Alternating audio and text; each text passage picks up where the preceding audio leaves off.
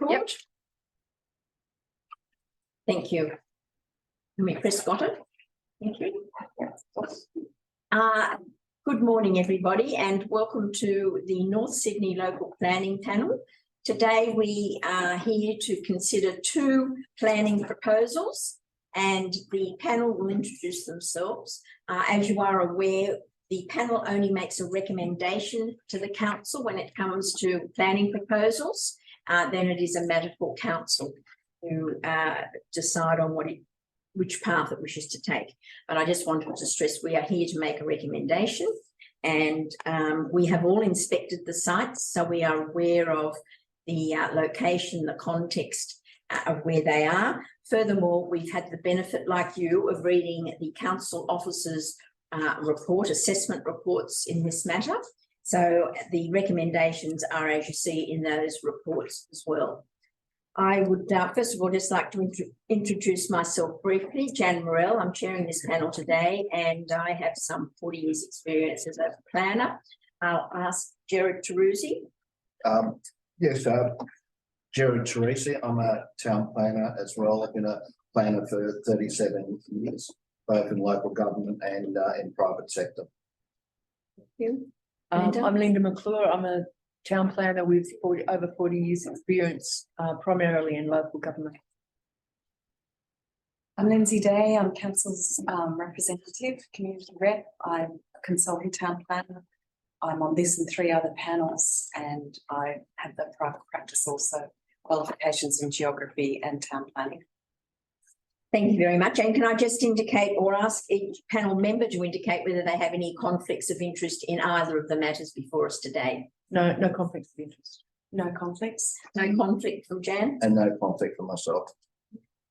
Thank you all very much. The order of proceedings today is that we hear from anyone who wishes to make a submission on the planning proposals, and then we hear from the applicant in terms of their teams, whether they become planners, architects, etc. So that's the procedure which we follow. There is no question and answer session, as you can appreciate. I'd just like to point out that planning proposals this is at the very beginning of a long process. They have not been publicly exhibited at this time, but North Sydney Council does allow for people to make submissions, because clearly they're on the website, and the panel does take those submissions into consideration, even though it is very much at the embryonic stage, as opposed to after a formal exhibition, when clearly all the written submissions form part of a formal assessment under the EPNA Act. So I just thought I'd clarify that. The first matter that we have today on the agenda is 1 to 7 Ranges Road and 50 Yeo Street, Neutral Bay. I have Meredith Trevelyan-Jones, who's chair of the Willoughby Bay Precinct, to address the panel. And we have Kathy Peters. Are you there as well, Kathy? Yes, I can see Kathy online. Richard Armitage. Yes, thank you, Richard. Ben Craig from Ethos. Thank you. And then we have observing Kimberly Batista and Pierre Abramise. And right, that's it. Thank you very much. So I'll allow you all to address the panel, and if you could please try and keep it to 5 minutes, bearing in mind that we have read submissions and we are aware of the essence of those, but please use this time to highlight your concerns. So first of all, can I ask Meredith to address us? Thank you. Thank you, Chair. Thank you, panel members. As Jan has said, I'm the chair of Willoughby Bay Precinct. Precinct has put in submissions both on this proposal and the previous proposal, expressing concerns about building height, traffic, and also the quality of the public open space. I have also been approached by local residents who are, live immediately adjacent to the site, who are not able to be here today, and they've asked me also to pass on their concerns. So Precinct's concern about height relates to scale and the visual bulk of the building, that it would detract from the village atmosphere of Neutral Bay and it would cause unnecessary overshadowing. Woolworths say that the heights that they are seeking are to facilitate a development of 6 and 8 stories. We believe the heights that they are seeking are more than are needed for a development of 6 and 8 stories, and we note the comments in the report by council and support those comments in terms of more appropriate heights. The resident in Yeo Street, immediately opposite the site, who approached me, is concerned that it's one great big huge building that will overshadow her dwelling. She said she would be happy with something that was similar in height to the adjacent building at 9 Ranges Road, which also extends through to Yeo Street. I asked Holly to pass on a diagram, which is a section of that building, which shows how it presents to Yeo Street an elevation of 6 stories and steps back so that it doesn't overshadow the buildings, the residential buildings on the opposite side of the road. And I can attest to the fact that it successfully achieves that. I've been in Yeo Street on the 21st of June last year and looked at the shadows that building projected, and the facades of the residential properties opposite were not in shadow. That was at 11 a.m. in the morning. In relation to traffic, Precinct has simply expressed a general concern that there is excessive traffic in the area and this will overload local roads. Residents who live in Ranges Road have asked me to pass on more specific concerns, that Yeo Street is already a very busy street. It's 1 lane each way and it's a rat run for drivers who are avoiding Military Road. So it's already a highly congested road. Another resident also asked me to point out that that Ranges Road has restrictions on turning left into Military Road. This restriction was not noted in Woolworths' traffic report, so it gives a false impression in terms of traffic being able to get out from the site and onto Military Road. He said he has often seen cars coming up Ranges Road hoping to turn onto Military Road, seeing that the driver clearly sees the sign, because they then do a 3-point turn in Ranges Road to get away from Military Road. And just about the 88 public spaces, well, Woolworths have labelled them as a public benefit. They're clearly seeking to have in the development 88 spaces over and above the maximum that the DCP allows. Our view is that if council isn't seeking additional public parking, then it isn't a public benefit. It's actually a private commercial benefit, and those spaces should not be included. The last thing that Precinct is concerned about is the lack of connectivity of the public open space with the rest of Neutral Bay Town Centre, and that effectively the open space really serves the development. And I note that Council's excellent report sets out some very clear comments and suggestions as how the open space could be modified to be a high quality public open space. And I fully endorse the report's comments. And I would say that this issue of open space really is the key to this proposal in a strategic sense. This site has been identified as being able to provide a good quality public open space in exchange for some targeted increase in building height. But the key there is it needs to be good quality public open space, and we want it linked to the rest of Neutral Bay Town Centre. Just on that, I note that the residential internal area that Woolworths note totals 6,997 square metres, which is actually an average of 111 square metres per apartment. They say they want a development of 63 apartments. That's clearly a very high number for a mix of 1, 2 and 3 bedroom apartments. And in my view, it gives Woolworths some flexibility in terms of the building envelope to still achieve their 63 apartments. And I'm thinking there particularly of the comments for an open to the sky link between the plaza and Yeo Street that Council's report has commented on. And the last thing I'd like to say is I've had a couple of meetings with Woolworths, including with Richard Armitage, and he's made it very clear that he expects this planning proposal to be refused by council, and that Woolworths will then seek a rezoning review, and that he expects the outcome of that rezoning review will be an approval of this proposal. And this is a scenario, obviously, that's quite possible. And in these circumstances, the comment that this panel makes regarding the proposal will have considerable weight. And I'd ask that the panel, in putting together your advice to council, support a better outcome for the community as outlined in council's report. Thank you very much. Thank you, Meredith. Can I just go back and ask you to, for my purposes, to clarify, when you said Yeo Street, there wouldn't be any overshadowing at 21st of June if a 6-storey development was stepped back? It was in relation to the development that is currently built there, 9 Rangers Road, which has a building height of 19.1 metres. You will note that there is a gradient of the site. The high point is Rangers Road, and it slopes down to Yeo Street. That particular development has a fairly low floor-to-floor height for their ground floor. I think it's only 3.1 or 3.2 metres, which is unusually low, but it is also stepped back.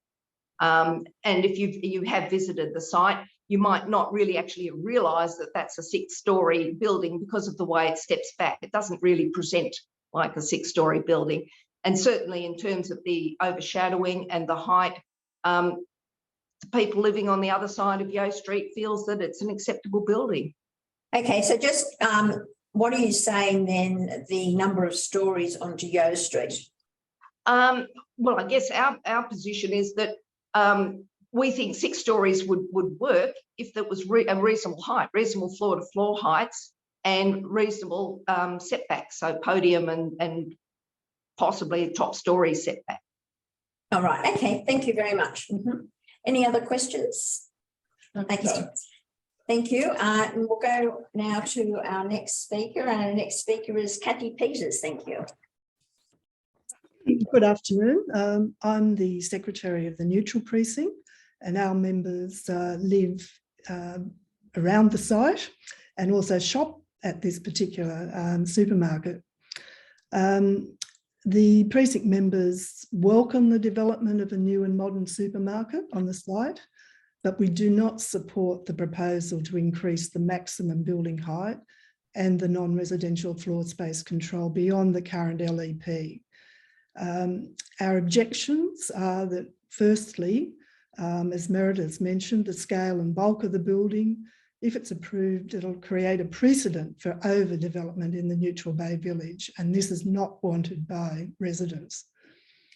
As proposed, the development would also create significant overshadowing to residents in Yeo Street to the south of the site, as Meredith has mentioned. Those residents are in the main members of our Neutral Precinct.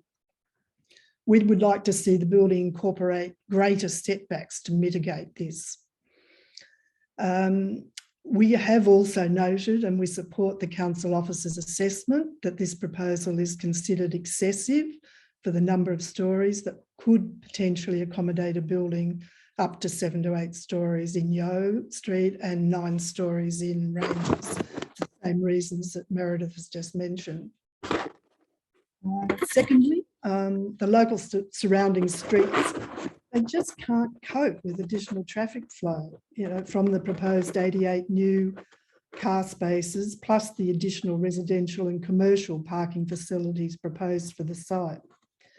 We, our Neutral Precinct, asking for an independent traffic management study to inform the planning proposals for the Neutral Bay Village. And thirdly, we can see that the proposed public domain, or the plaza area, is illustrated in the documents to visually represent a much, much larger space than the space allowed for in the plans could possibly accommodate.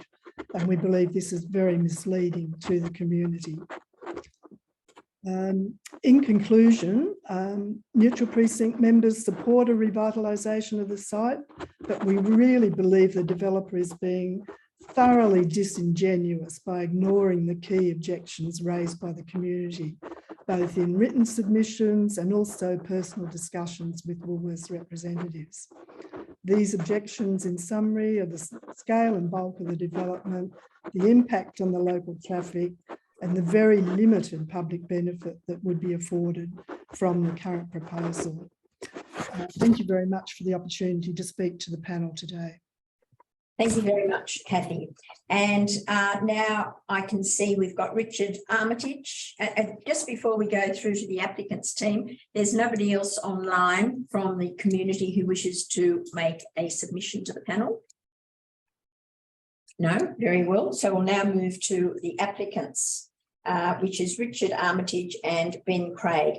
I'm in your hands as to how you wish to present that, Ben and Richard. Hi, panel. I'm going to speak to a bit about the background of the proposal, and then Ben is going to speak to the site-specific and strategic merits of the proposal. So Yes. I'll introduce it, and then Ben will carry on from there. Thank you. Okay, so my name is Richard Armitage, and I'm one of the development managers working for Woolworths. I've been working on the project for about 5 years. We've been operating a supermarket in Rangers Road since about 2004. The store and the area surrounding on Military Road have now become quite tired and dated.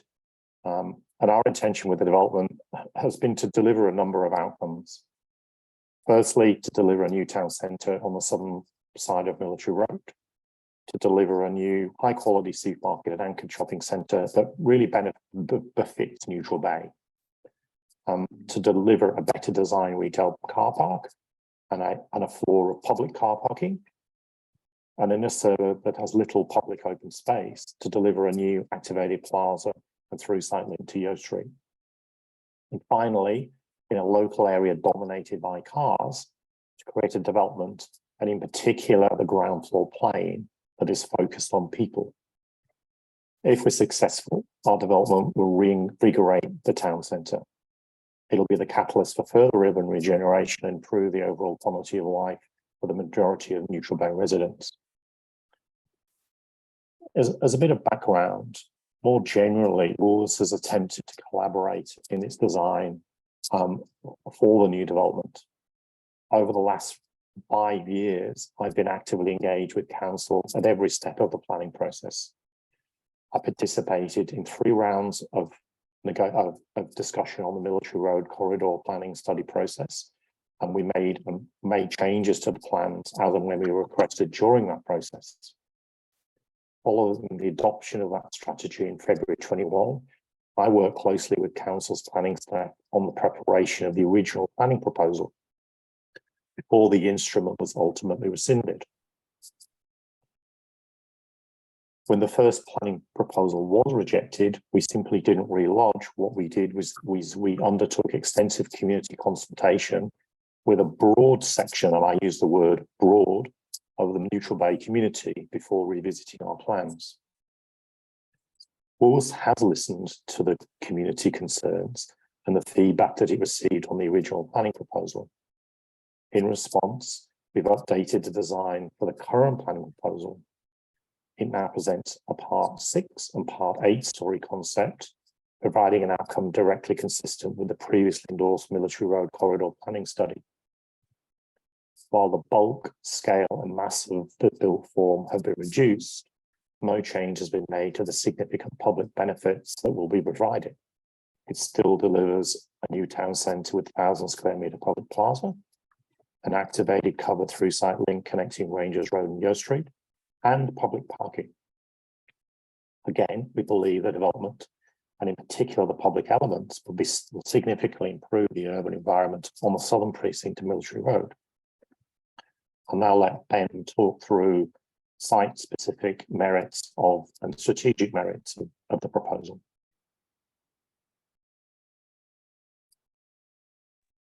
I'll just unmute myself. Thanks very much, panel. I think you can hear me now. I'm Ben Craig. I'm from Ethos Urban. I've been working with Woolworths on this project. I'm their planner on the project. So as Richard just mentioned, and I know that you're familiar as well, this is the second time we've been here. We were here maybe about 12 months ago, and we had a proposal at that time, I think, that was part 8, part 10 stories. And that was, we took that through to the rezoning review. It ultimately was not supported because of primarily the building height and mass that was proposed and the impacts as a result of that. So as Richard mentioned, we've gone away, we've done a thorough review of that, and we've reduced the scale of the scheme to now be part 6, part 8, and have provided an outcome that is directly consistent with that previously endorsed Military Road Corridor Planning Study and Neutral Bay Future Directions Report. In terms of strategic merit, the project, it's important to note that the regional planning panel found that the project had strategic merit, and it failed on the site-specific merit piece at that time. So from a strategic merit point of view, just touching on some of the key points, the site's in a well-located and well-serviced area of the North City District. It's aligned with the growth directions of the Greater Sydney Regional Plan and the District Plan, in that it supports a 30-minute city. It delivers new housing, new retail, new commercial floor space on Military Road, which is serviced by public transport. So it's well positioned to accommodate these types of uses. It's intended to accommodate these types of uses, in that it's in an established centre in Neutral Bay.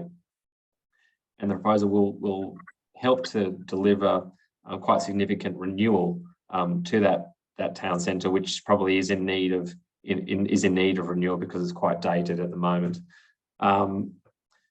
So from a strategic point of view, it delivers housing, delivers jobs, it's supported by infrastructure, it aligns with all those sort of high-level objectives of the strategic documents and the LSPS that applies to the site and the area. So I think from a strategic merit point of view, as the regional planning panel found, there's no issues with strategic merit. The real key concern is around site-specific merit. Having reflected on the consultation that was undertaken, and then reflecting on the outcome of the previous planning proposal, the changes have been made to address those key concerns, and now we feel that the proposal achieves the overarching vision for the site and aligns with the principles of that corridor planning study, which the council spent years and years preparing, and for which we were quite involved in that process as well. The fact that the reduced building height and scale now provides an outcome that is directly consistent with that built form that's espoused in the Future Directions Report and the corridor planning study, means that we've got a built form that the council previously supported and that they developed themselves before the newly elected council at the time then rescinded that motion. All of that work was done on the back of extensive evidence base that was prepared by the council, and now our planning proposal proposes something that's directly comparable to that, or is directly consistent with that. We note the comment around one of the key concerns around the overshadowing of Yeo Street and the impacts on those properties previously. The reduction in building height goes a long way to helping address a lot of those overshadowing impacts. It doesn't remove them completely. There are still some overshadowing impacts on those properties on the opposite side of Yeo Street, but they're much less significant than what they were on the previous scheme, and they're of a scale, I guess, of a level that was accepted by the council at the time when they originally endorsed their studies.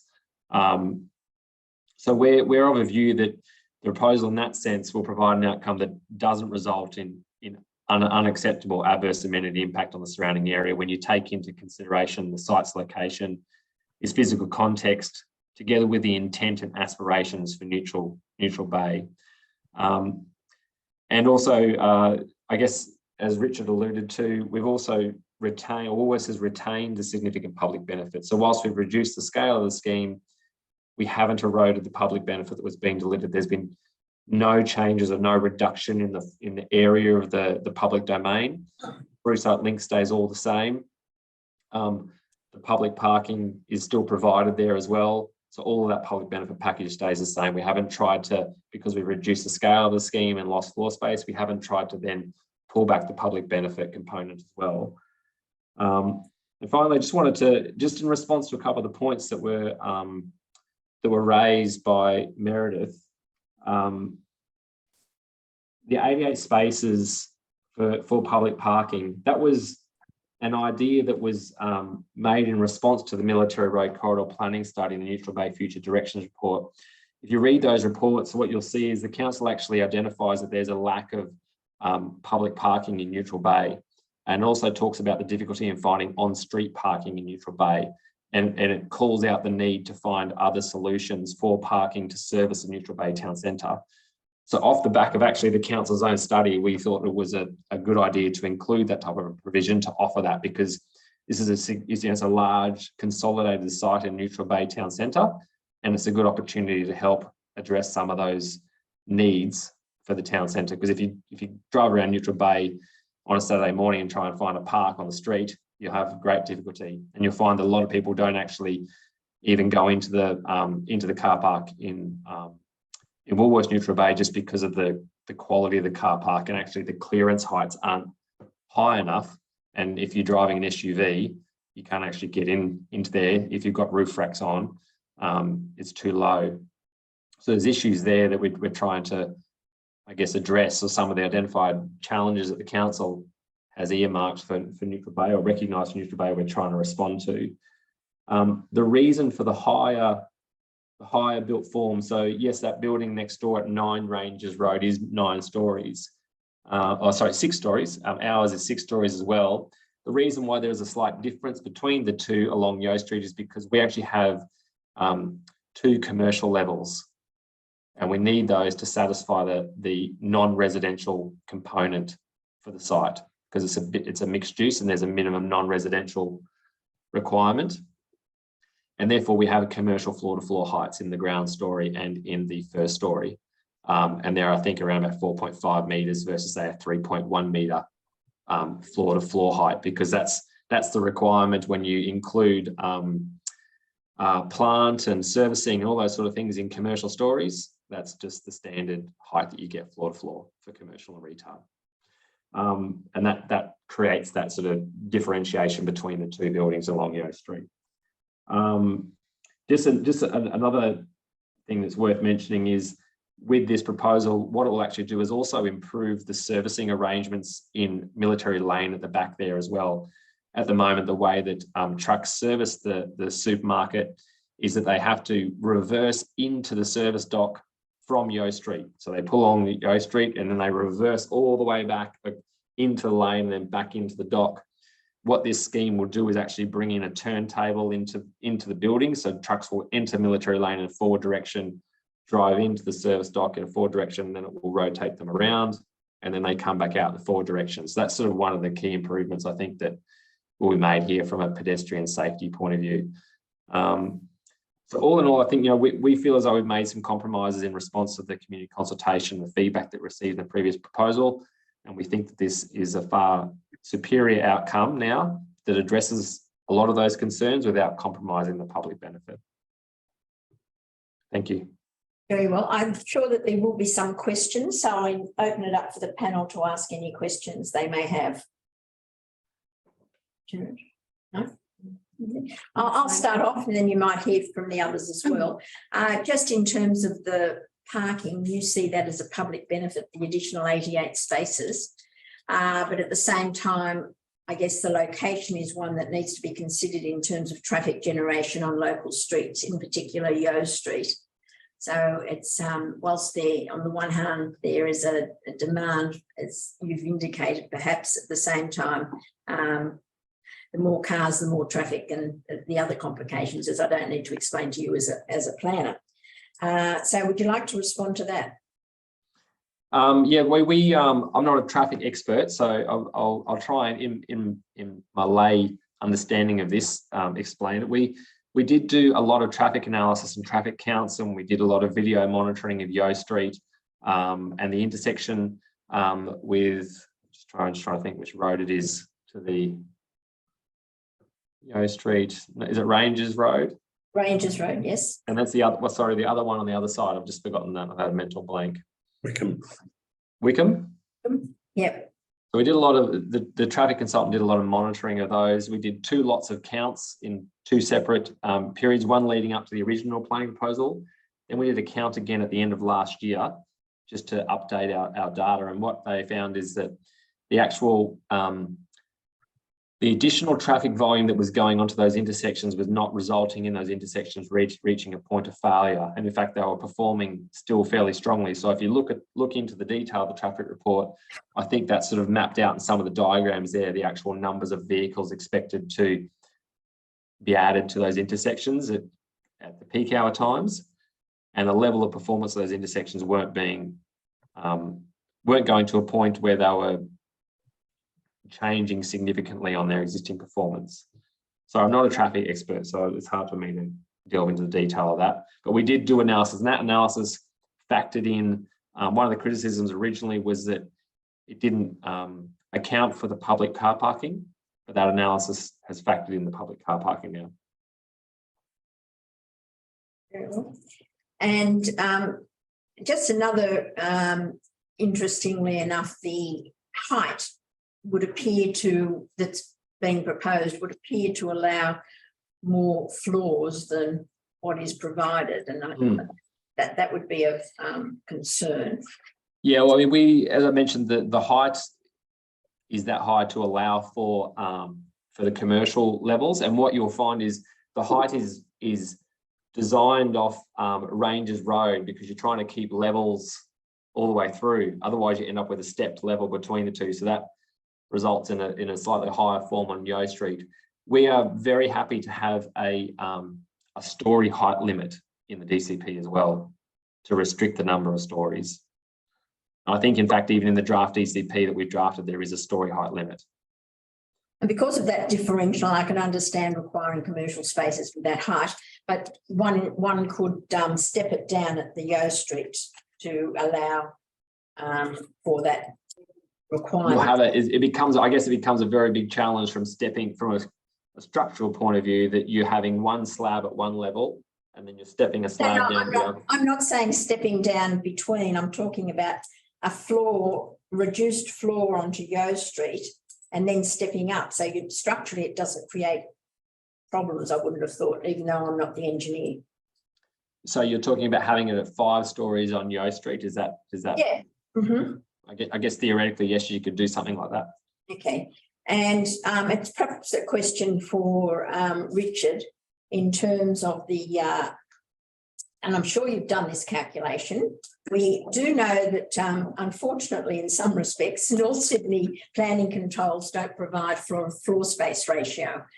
But can you tell me what would be the FSR with the scheme that you have put forward? And I'm sure Richard would be able to answer that. I can't actually answer that, I'm afraid. I haven't got the plans in front of me. I'm not sure.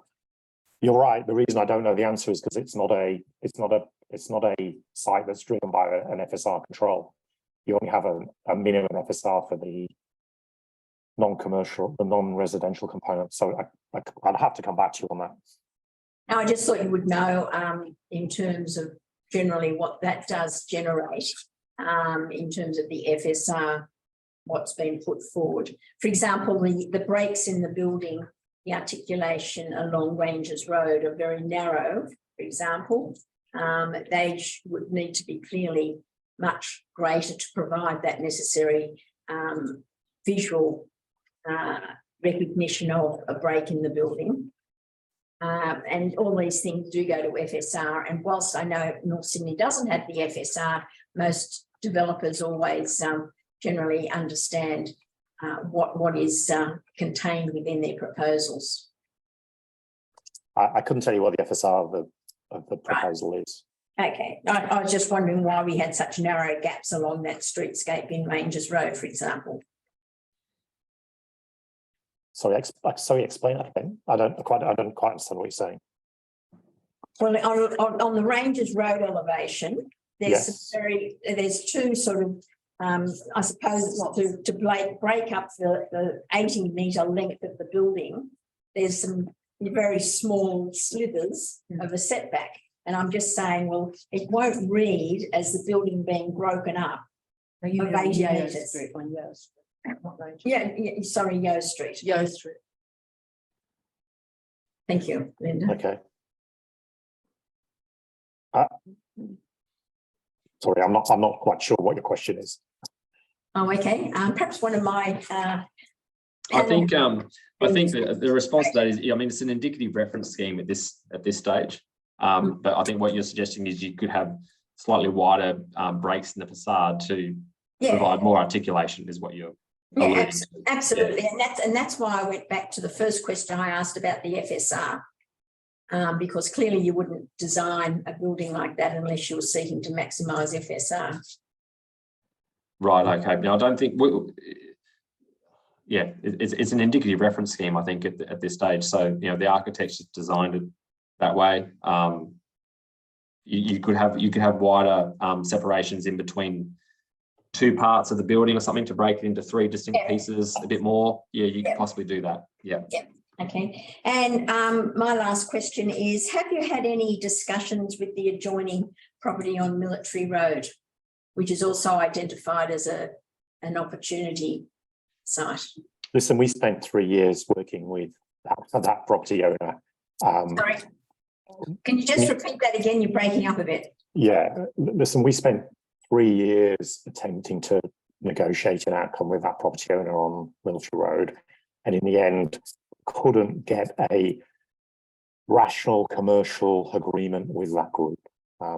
We invested huge amounts of time and money in that proposal, and we simply couldn't get there. And literally, we spent many years and many hundreds of thousands of dollars trying to come to an agreement with them, and just couldn't. They're not a development company by nature, and we simply couldn't get there. Okay, all right. So I suppose my next question then, a lot of it, it would impact on the functionality or connectivity of the open space area that's proposed on your site. If, for example, the adjoining site, which is also seen as providing that community or public open space area, so that there would need to be some design that does not prevent the opportunity or the potential for that adjoining site to make that contribution as well.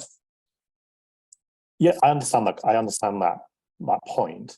Look, I mean, right now there is a live DA on that site, which doesn't look to integrate the two sites at all. So there is a DA that applicant had submitted a number of years ago that contemplates a retail development on ground floor, commercial, and then I think 3 stories of residential above, and it doesn't in any way look to integrate with our site. I'm aware that proponent has submitted a planning proposal, but that planning proposal is for a scheme that is 12 stories and is highly unlikely ever to be agreed by, you know, this community, the council, yourselves, or the planning panel. So there isn't a viable scheme on the table at the moment that links the two sites. The only live document that there is at the moment is the DA that they lodged 3 years ago. And the DA they lodged 3 years ago, Richard, and was that approved? Yes, it was approved. It was approved. Okay, well, we'll have a look at that too. And so I presume it would have had a 5-year life or 10-year life, 5-year life. I think it's still valid. Yeah. Okay. The COVID extensions might apply to that as well. I mean, under the minister's directions where they gave extensions to the validity of the DA consent. Right. Thank you very much. Okay, so any other members of the panel have a question? Yes? I've got a question. It's relating to the strategic test. It seems to me your position is that to meet the strategic test, you're relying on a strategy, being the Military Road corridor, which has been rescinded. So I'm trying to grapple with the understanding of how you're meeting the strategic test when the document is not adopted. My understanding at the regional panel at the end of last year, there was a suggestion made by the panel that there be discussions be held by yourselves as a proponent, the council and the state government Again, looking at the report, you submitted an amended planning proposal pretty much matter of weeks thereafter. So I guess, yeah. Go on, but I'd like to respond to that. Yeah, just just keep going, sorry. Yeah, so I guess I'm giving you a context so it gives you a chance to respond. I guess then I'm aware that council is working on a revised strategy, and I guess what I'm trying to understand is what communication and what discussions are occurring to align with the actual direction in which the council is wishing to go towards. Can I respond to that? So, Yeah. so you're correct in that the direction from the regional planning panel was that the parties were encouraged to get together and actually to collaborate on a set of controls for that site. As soon as that direction had been given by the planning panel, Woolworths approached the council and endeavoured to engage in that discussion. And we'll provide the letter if you require us to.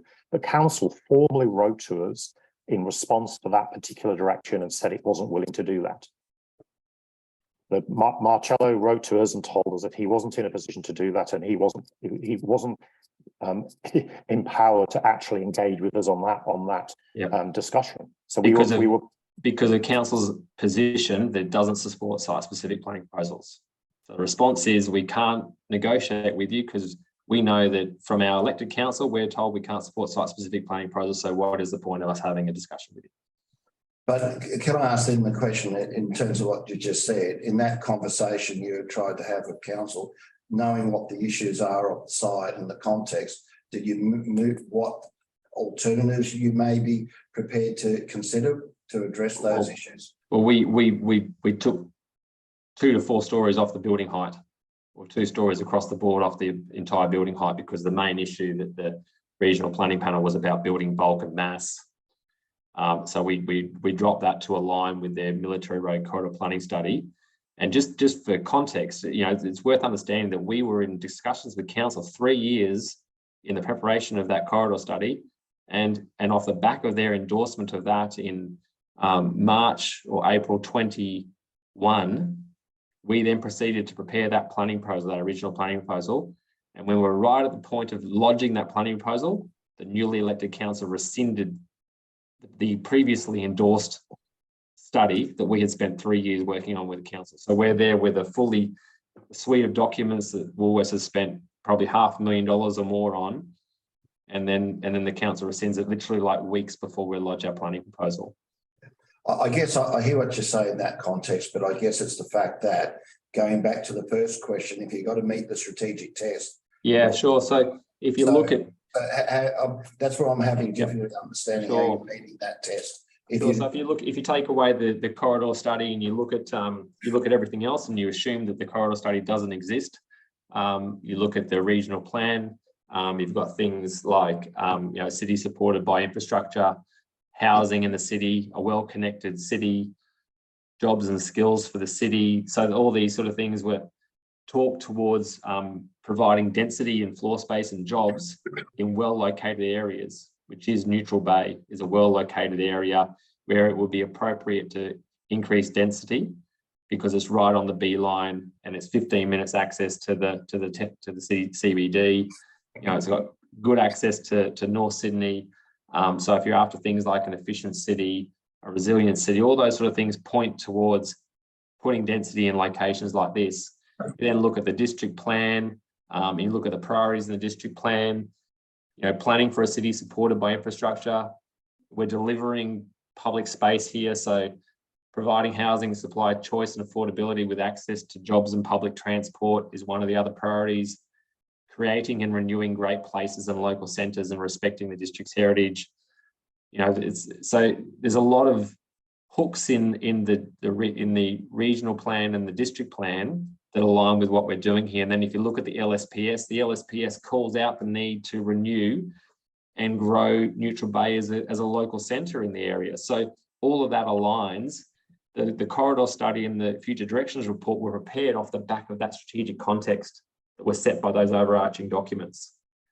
Yes, they have fallen away because of the lack of the rescission of the prior endorsement of those documents, but still the strategic merit that's set out in the documents above that corridor strategy all still exist, all pull in the same direction.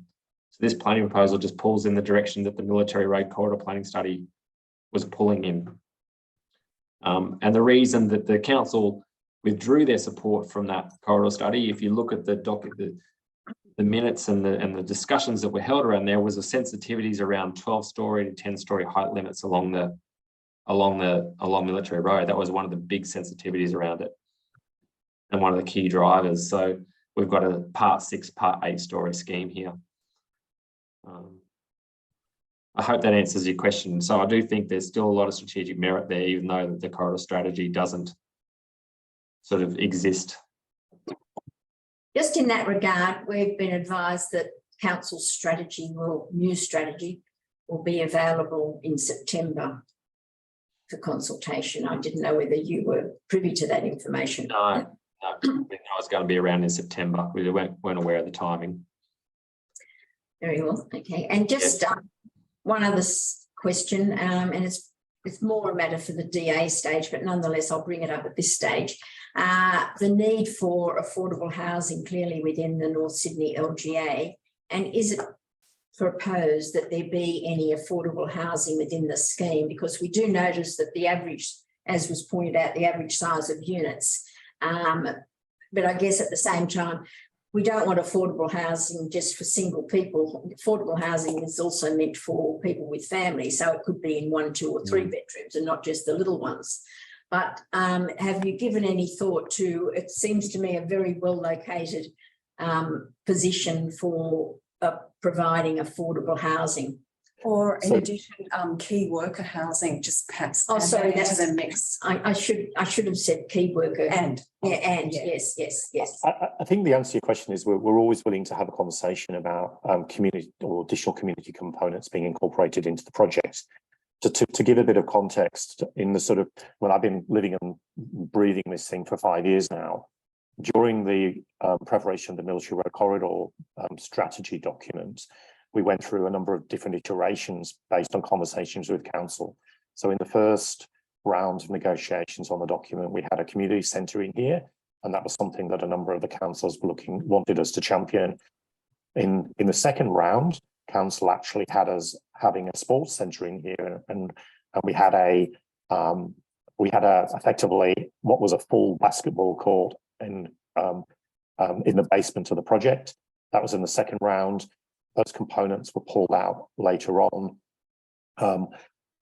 We haven't had any engagement with the current council about what community components go in here, because we haven't had any dialogue with council. But we're always willing to have a sensible conversation with the councillors and the council staff about what could be incorporated in here.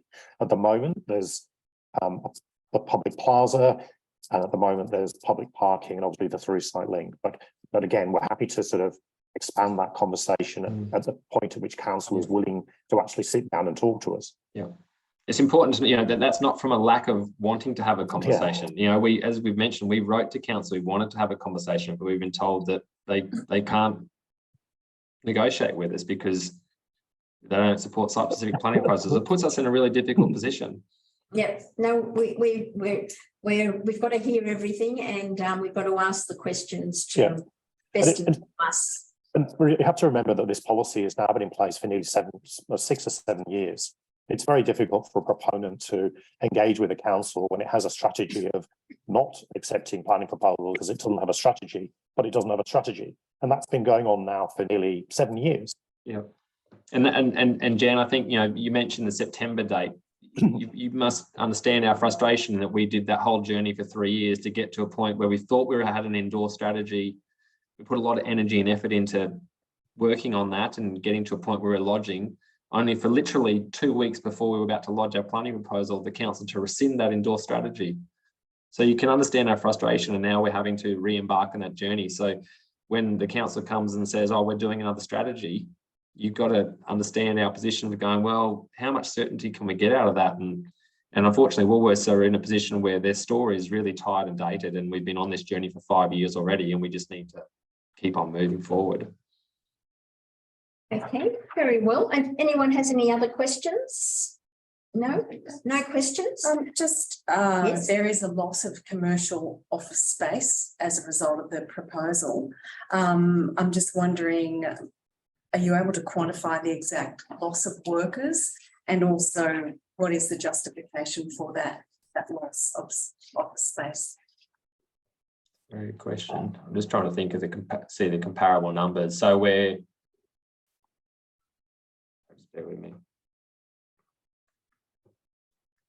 I think we're putting retail and commercial back in. I think there is maybe a slight loss of numbers compared to the existing. I'm just trying to find the. Bear with me. I think it's at 150. It says minus 27. Minus 27? What page? So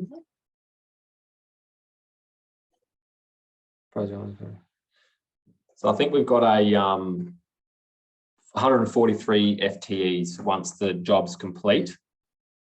And the existing on there, sorry, I don't know what the existing is on there off the top of my head. So there might be a small loss in jobs, but I think, you know, we still have quite a significant amount of retail and commercial spaces being provided. So I don't think the impact is that significant. I don't have the numbers to hand. Yeah, there's certainly not a great loss of retail space. Page 22. Oh, page 22, I believe, is the reference. Yes. But it's more the office. More the office, yeah. Yeah, that's the. Yeah, my understanding is it's a loss of 1,700 square metres. I think the main thing is that we've maxed out, I think, on the first two levels, the retail and commercial provision. If we were to put in more employment space, we'd have to then probably increase the height of the building, because you'd be having a third level. We have to have the height, the additional height, which is something that, you know, I can see Meredith's reaction there on the screen. It's something that I imagine the residents wouldn't be too keen on if we were to then increase the height of a third level to put more employment space on there. So I mean, there are other alternatives to that. You know, it would be a less of a residential component in the overall scheme. Yeah, be less of residential. So you would convert some of the third story from resi to commercial. Yeah, that would then increase your floor to floor of that third story another 1 point. You know, it goes from 3.1 metre floor to floor to 4.5 metre floor to floor, which then pushes you up another 1.4 metres in height as well. But yeah. So there is a loss of some employment floor space compared to the what's there at the moment. I don't think it's that significant though. I think it's about 20, as you said, 20 jobs. Thank you. Okay, thank you. And yeah, I noticed here there's a net loss of 27 commercial space. Anyway, we can look at that. Thank you very much. I don't believe there are any other questions that we have of you all today. I would like to thank you all for participating in this, and this panel's recommendation, advice to the council, will be on the website by next Monday at the latest, if not before. So thank you all for participating in helping the panel in making a recommendation on this matter. And I'll thank you for your time. Yeah, thank you very much. I just want everyone to feel like they've had adequate time to present the case, and you do. Thank you so much. Thank you. Yes, all thank you. all the community reps that have made their representations as well. Thank you. Right, so we'll now move on to the second item.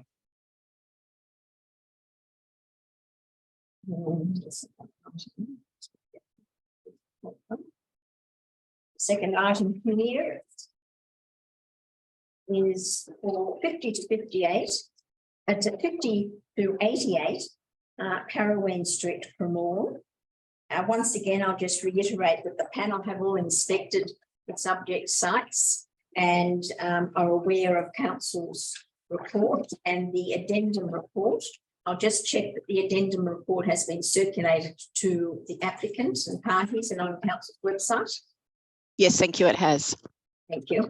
Very well. And I won't, I noticed that we've probably got many of the same people as previously, so I don't need to reiterate the way this meeting operates, only to say that we hear from submitters in the first instance, and then we hear from applicants as such, and we make our recommendation to the council. So first of all, I'll just do a call list. We have Fiona Gracie. I can see you on the screen, thank you, from the Cremorne Conservation Society. Juliet Grant from Guide Planning. I can see Juliet there. Jennifer Hill from Architectural Planning. I can't see Jennifer here. Perhaps Juliet, you might wish to, is she from someone? Architectural projects, it's coming up on the screen, but she doesn't have her camera on. She doesn't, okay. Jennifer Hill, you need to turn your camera on. And Tay Ropahai, is that correct pronunciation? Ty Ropihar, thank you. Afternoon all. Good afternoon. And we have two people observing, Elia L. Corey and Graham Skerritt. And we also have a Markham Ralph. Sorry? We also have a Markham Ralph who's observed. So Graham is not observing, he's overseas. Markham Ralph is as part of our team as well, observing. Right, okay then, thanks very much. And that's all we have on the list for submissions to this meeting. So can I invite Fiona Grace to make the, first of all, could someone ring? I presume Jennifer Hill is for the applicants team? She is, and I'm just messaging her now. Oh, she's just texting me. It isn't letting me open. Okay, we'll send her another link. Okay, thank you very much. Good. And can we hear in the meantime from Fiona Gracie? Thank you. Hello, my name is Fiona Gracie and I am from the Cremorne Conservation Group. I represent almost 1,000 members in the group, and today I'm speaking on behalf of 770 of those members who have signed a petition asking for the cottages to be heritage listed and preserved. I'm also a member of the Cremorne Streetscape Committee, which meets a number of times a year and has a keen interest in the streetscape of the Cremorne Junction area. And lastly, I'm a member of the National Trust. Before I go any further, I just want to apologise to the panel that are addressing you today.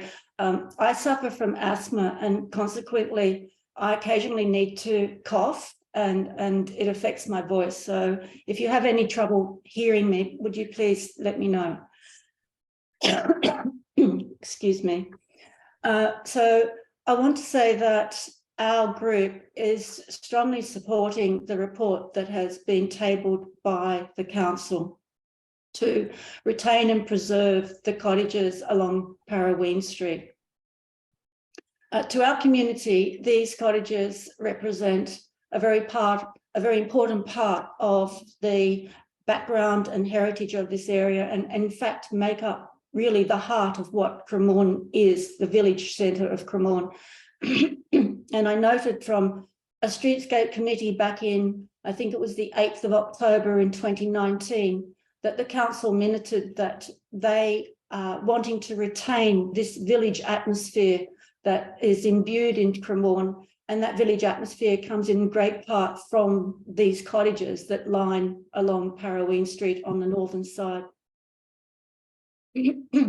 As has been noted in the report from Lucas Stapleton Johnson, these dwellings help provide the community with a sense of time and place and identity in recognising those very, very early workers that came into Cremorne to help build a successful precinct along the north shore of Sydney, primarily around Cremorne and Mossman, Neutral Bay and North Sydney. I'd also note that these cottages, as was mentioned in the report from council and highlighted in the Lucas Stapleton Johnson assessment, and both assessments, that they are adjacent on the opposite side of the road to the locally listed Hayden Orpheum Theatre. It's a spectacular Art Deco theatre, and one of only 6 remaining Art Deco theatres in the state. And it is the only one that is fully operational still. And our group was at the forefront of asking council to consider nominating the theatre on the State Heritage Register. So I just wanted to mention that in support of the report that you're reviewing today, that nomination is before State Heritage as we speak now. It was submitted in January. I thought on the Heritage Register. Without going into any detail and reiterating what was mentioned, excuse me, I'm sorry. The details in the LSJ report, I have noted in reading through that report that these cottages in question meet the threshold for local heritage listing on a number of levels, namely the historic, aesthetic, representational, and rarity significance values. So in that respect, they are a really important part of this area of Cremorne, and we strongly support the report that is before the panel here today. The second part of what I wanted to discuss and bring up today is in the report from council is the question of the rezoning of the north side of Parraween Street. Parraween Street, as it currently exists at the moment, is a really diverse mix of housing types, from very modern mixed developments on the south side of the street, which face Parraween on one side and Military Road on the other, one of the busiest state roads in the state. And that juxtaposition between the very modern buildings on the south side of the street is a real opposition to what is some of the last remaining workers' cottages in the vicinity, dating back to the turn of the last century. So when we look at the people who are members of our group, as I mentioned, we're just coming up to 1,000 members.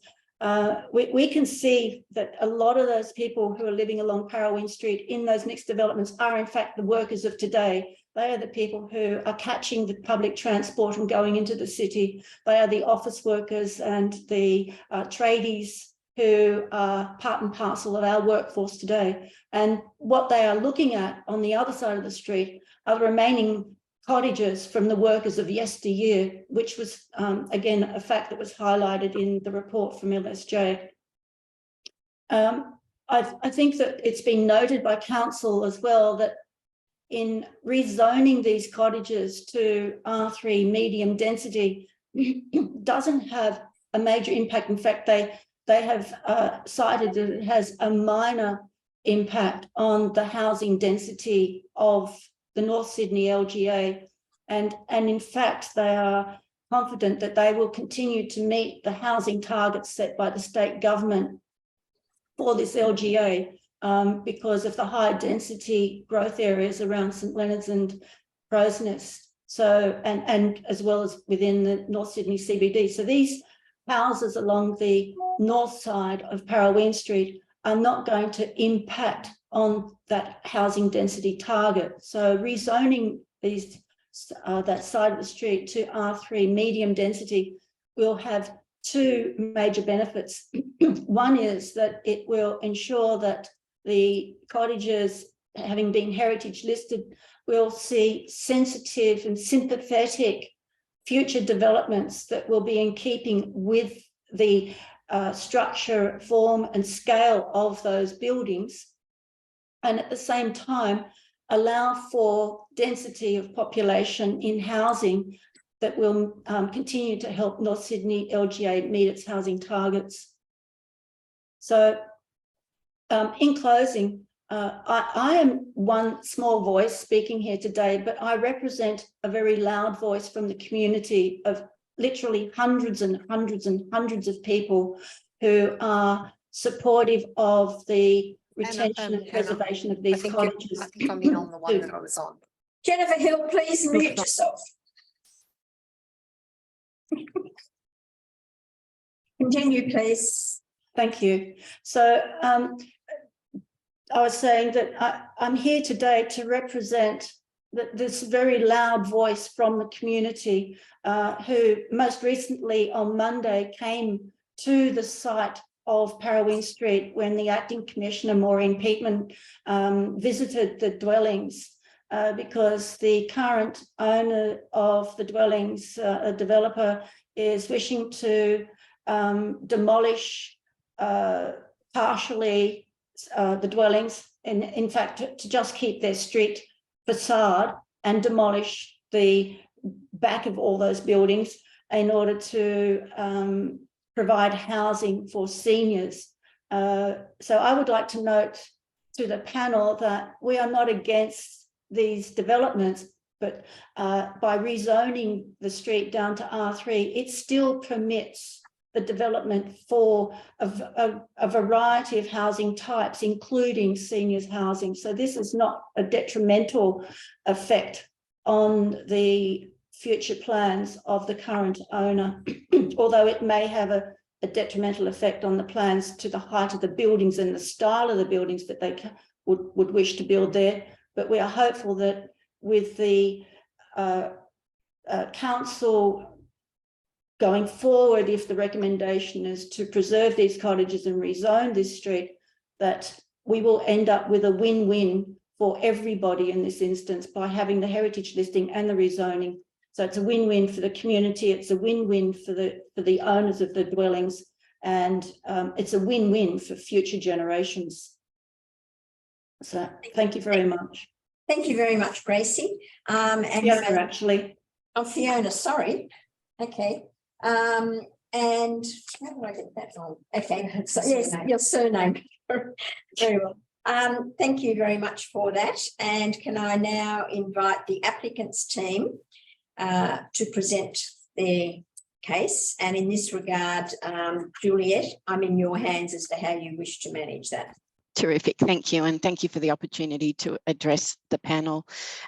I'm going to address the panel in my capacity as a town planner on behalf of the owner of the 24 properties that form the subject site for this planning proposal.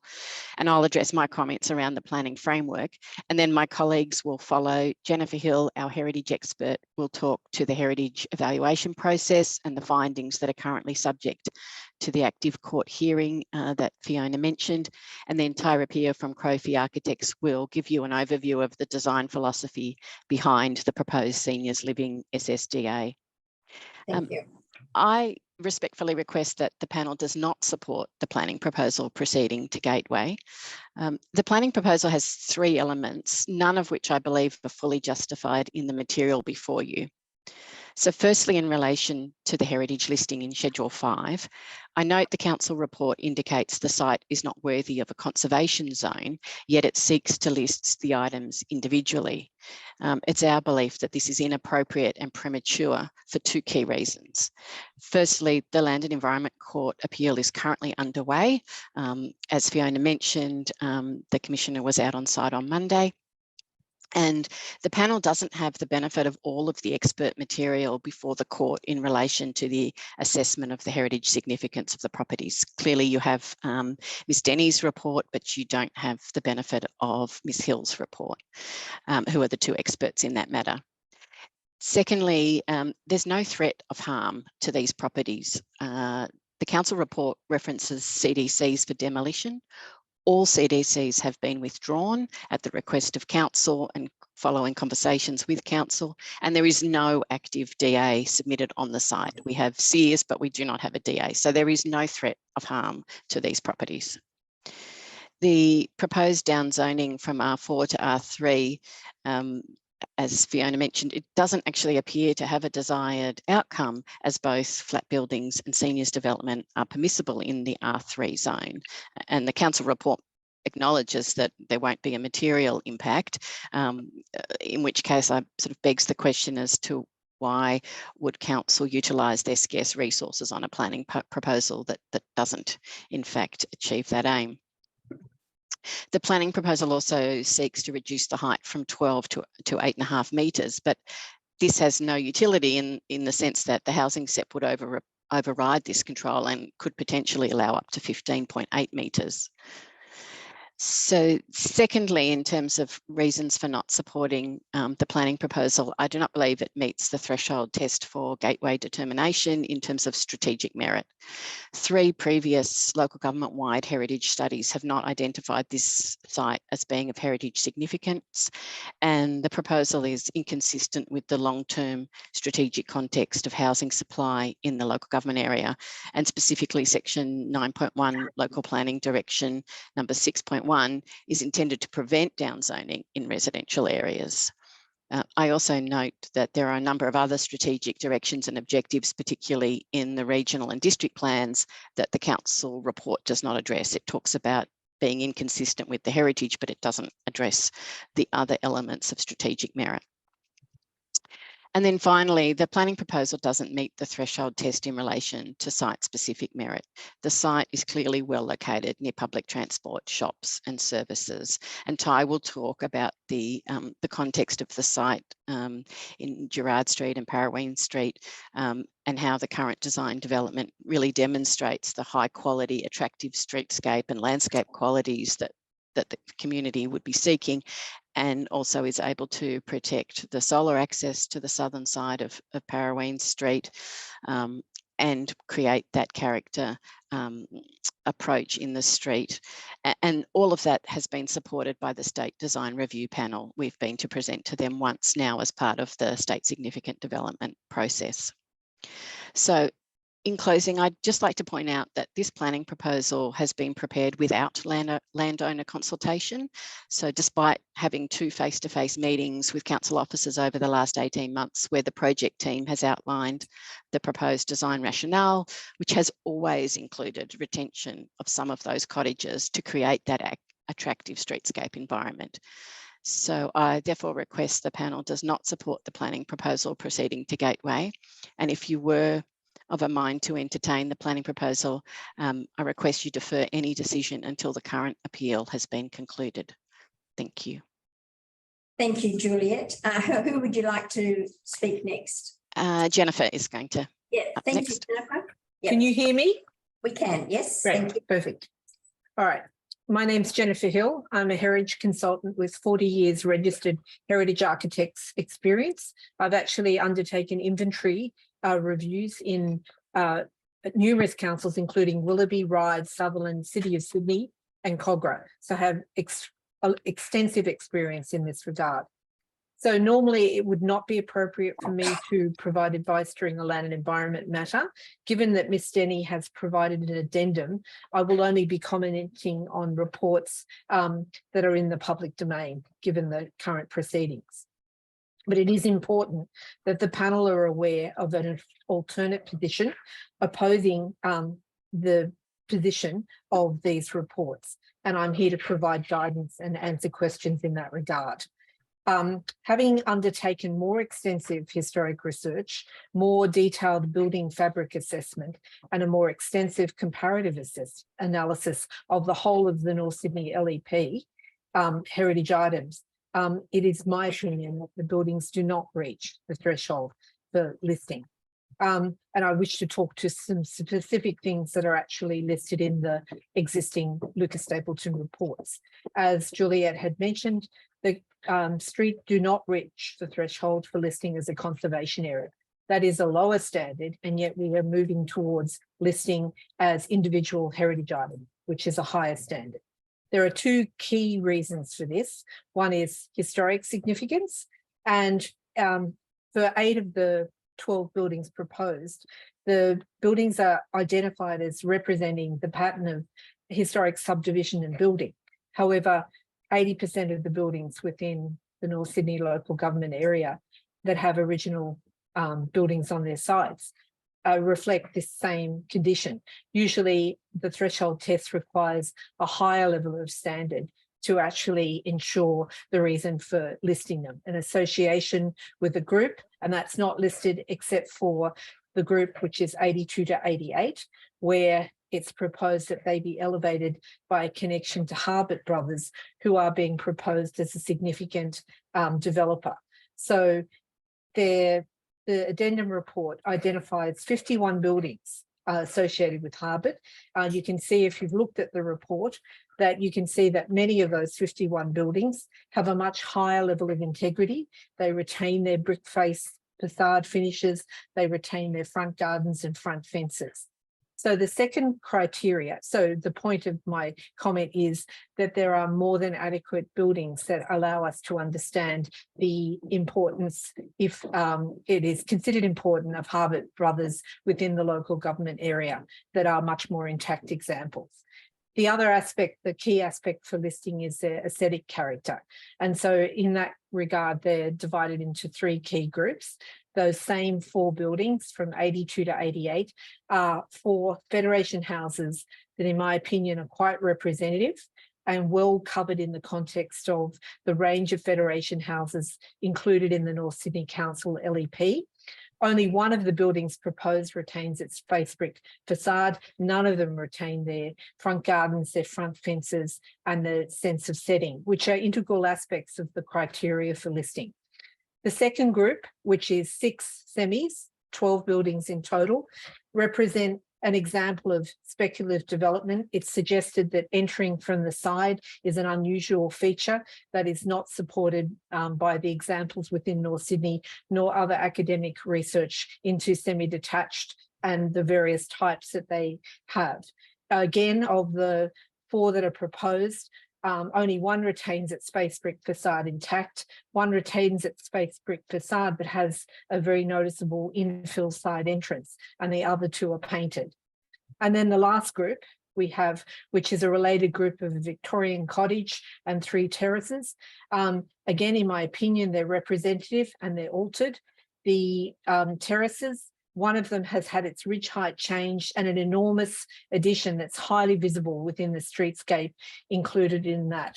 So the argument that is put forward that they're of a rare, unusual character and that they're a high level of integrity is really not borne out by the buildings themselves, or also by a comparison with a selection of what are,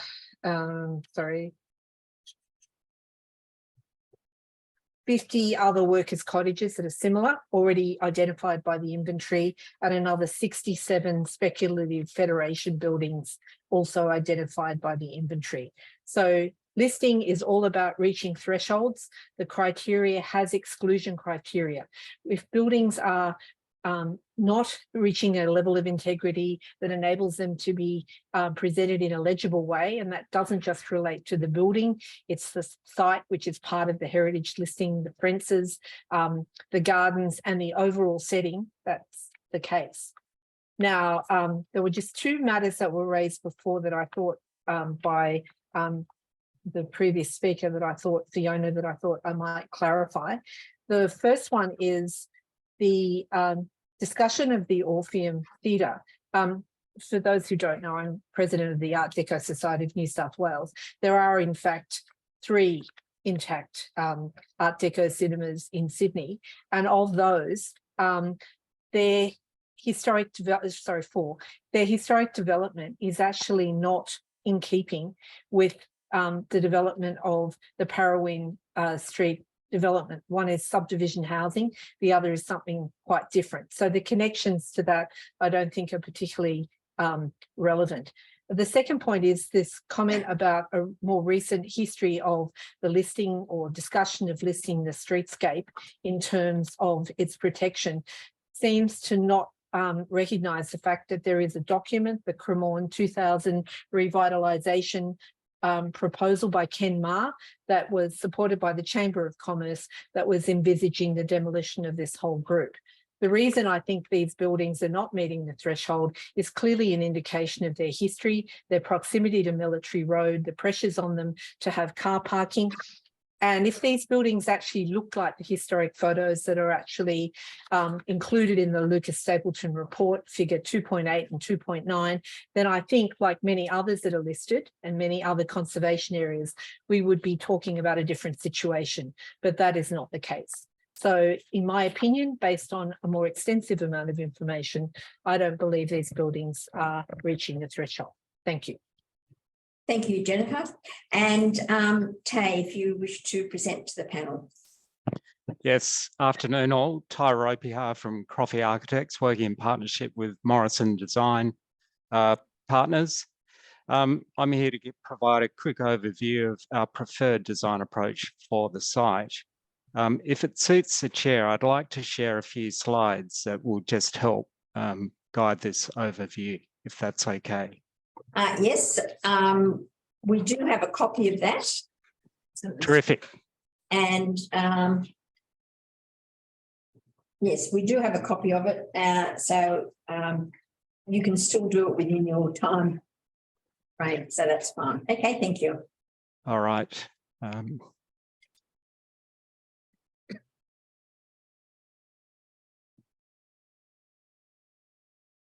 Pardon me while I just pop back to the beginning. So look, just starting with the high level ambition for the project, it's really on 2 points. The first being to create a new connected retirement living community. And crucial to that is locating within an established local centre with great access for the residents. And the second part of that is knitting the development into the neighbourhood to maximise opportunities for intergenerational social activity. And this has proven to be really useful for health and psychological wellness of our retirees. The second ambition is to develop a context-responsive urban design that sensitively brings in density to an established area. And this is a challenge across Sydney at the moment. And the key principles of this are firstly, respecting local character and scale.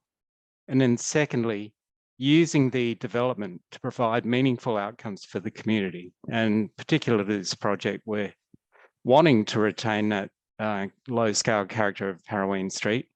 We would like to provide a through site link that improves pedestrian connectivity for the neighbourhood, and it brings people into the retirement community. And then the third part, creating a public space for all to enjoy. And their green public spaces are in sparse numbers in this particular locality. Juliet touched on the strategic benefit of this location. It's a really busy, wonderful little local centre. There's a terrific arcade link from Military Road through to Parraween Street and our site. It's obviously got shop services, restaurants, cafes, and public transport, as you would all know. The next part. Sorry, Ty, can I just ask one question here? Is it an aged care facility or is it an over 55s development? It's a combination.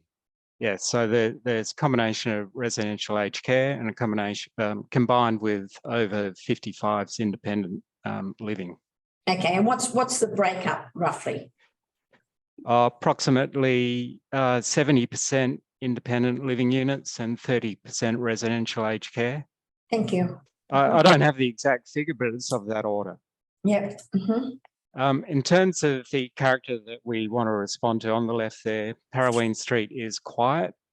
It's sunny and it's got potential to be one of these great off the main road type space for local and community. And the third image there, the bagels and coffee, there are cafes starting to acknowledge this quiet, sunny disposition of that street. We're all here today, of course, because of the Federation cottages, which provide this nice low-scale edge to the street and also bring sun into the street.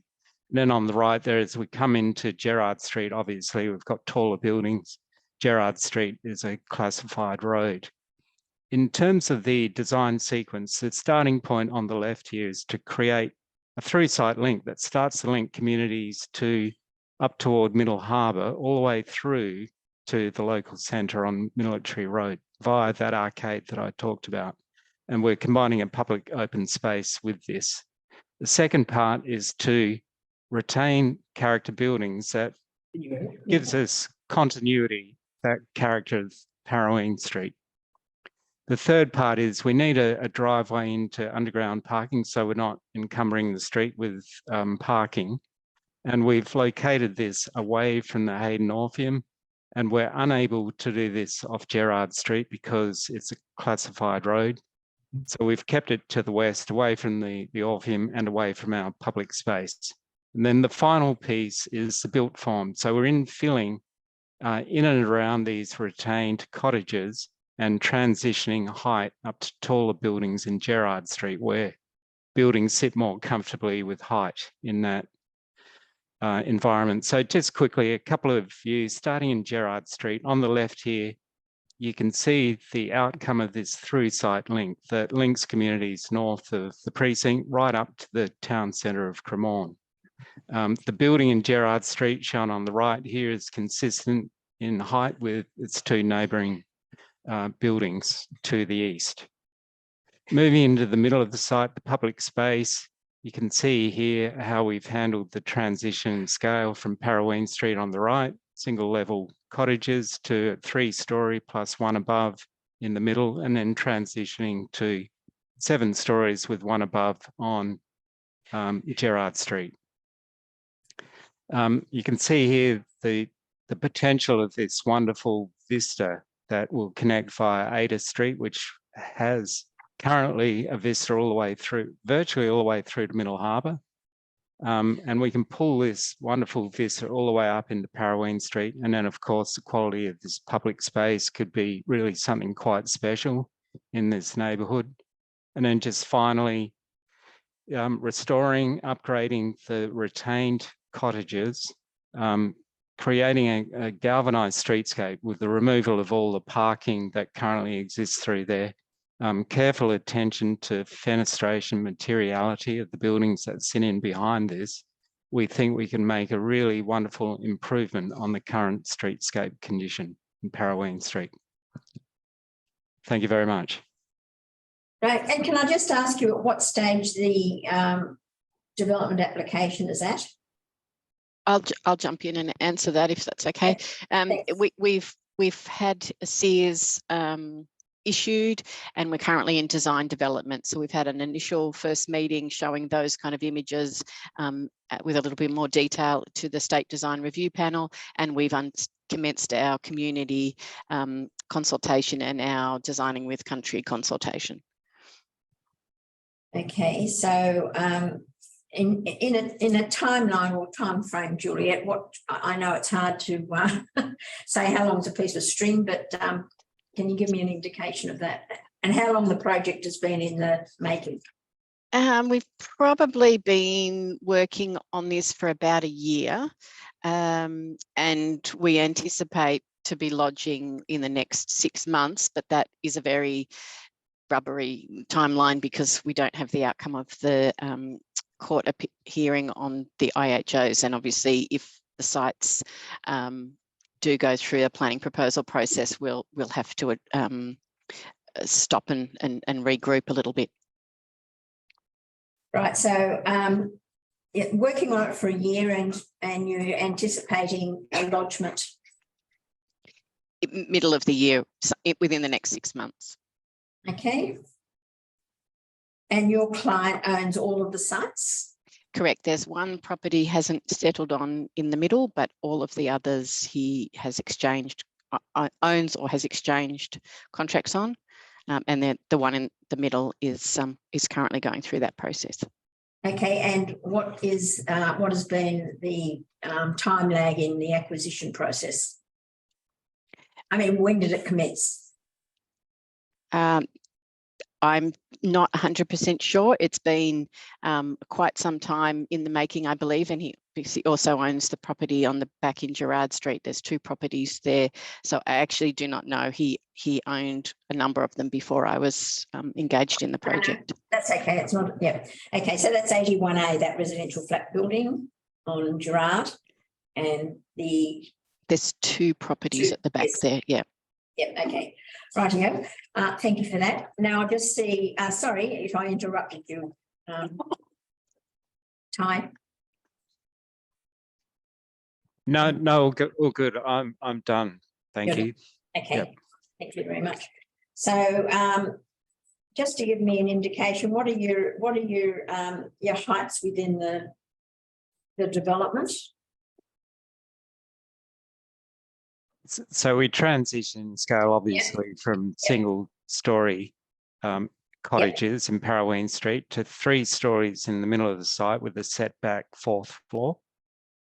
And then we've got a single tower or taller building in Gerrard Street, which is 7 stories facing back to Parraween Street, but 8 stories presenting to Gerrard Street. And that sits alongside 2 8-story buildings to the east in Gerrard Street. And there's a combination of buildings up to 14 stories in the nearby vicinity within Gerrard Street. So it really is back to this idea of creating a contextual response to the project that acknowledges the beneficial low scale of Parraween Street and the existing taller scale of Gerrard Street. And of course, overlaying that with the community benefits of through Link Park. And for me, the really exciting thing about this is creating a retirement community actually next to a town centre, which is quite a rare thing and vitally important to give these people independent access to shop services and all that type of accessibility that we take for granted. So we've working very closely with the developer to try to amplify ways in which this new community can really feel connected and a part of this community. And obviously it gives existing people in the community an option of a place to retire as well without moving a long way away. So just ask one question. You said there was a single story component on Parraween Street. Yes. Does that utilise dwellings or the form of the dwellings or something to that effect? Yes, so we would retain the original primary component of each of those houses. So what numbers are they? 52 to 56. So it's the collection of 3 attached. Yes. Yeah.